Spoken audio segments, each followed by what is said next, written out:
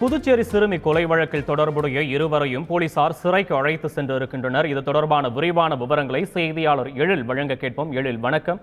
தொடர்பான விவரங்களை பதிவு பண்ணுங்க. எழில், புதுச்சேரியில் சிறுமி கொலை செய்யப்பட்ட சம்பவம் பெரும் அதிர்வலையை ஏற்படுத்தியது. கடந்த 2 தினங்களாக ஒட்டுமொத்த புதுச்சேரி முழுவதுமாக பல்வேறு பகுதிகளில் தொடர்ச்சியாக ஆர்ப்பாட்டங்கள், போராட்டங்கள் நடைபெற்றிருந்தது.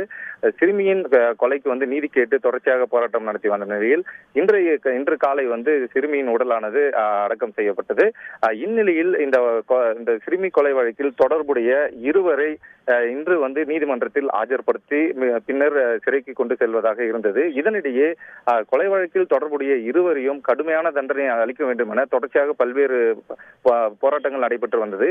இந்நிலையில் நீதிமன்றத்திற்கு இன்று இந்த கொலை குற்றவாளிகள் கொலை வழக்கில் தொடர்புடைய இருவரையும் அழைத்து வருவதாக இருந்தது.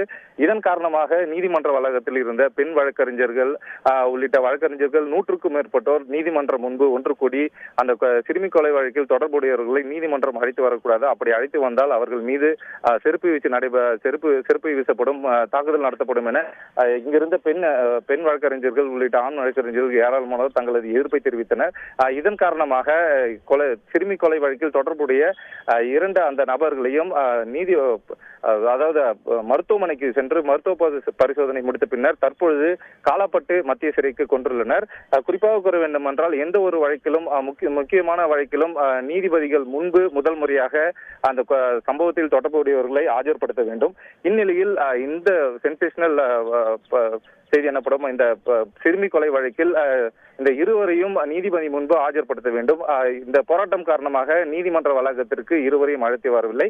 எனவே இங்குள்ள நீதிபதி இளவரசன் அவர்கள் சிறை வளாகத்திற்கு சென்று இருவரையும் அடையாளம் கண்டு அதன் பின்னர் அவர்களை சிறையில் அடைக்க உள்ளனர். தற்பொழுது புதுச்சேரி நீதிமன்ற வளாகத்திற்கு இருவரையும் கொண்டு வர இருந்த நிலையில் புதுச்சேரி காலாப்பட்டு மத்திய சிறைக்கு பலத்த போலீஸ் பாதுகாப்புடன் சிறுமி கொலை வழக்கில் தொடர்புடைய இருவரையும் கொண்டு சென்றுள்ளது குறிப்பிடத்தக்கது. விவரங்களுக்கு நன்றி. எழில், செய்திகளை உடனுக்குடன் தெரிந்து கொள்ள உடனே சப்ஸ்கிரைப் பண்ணுங்க.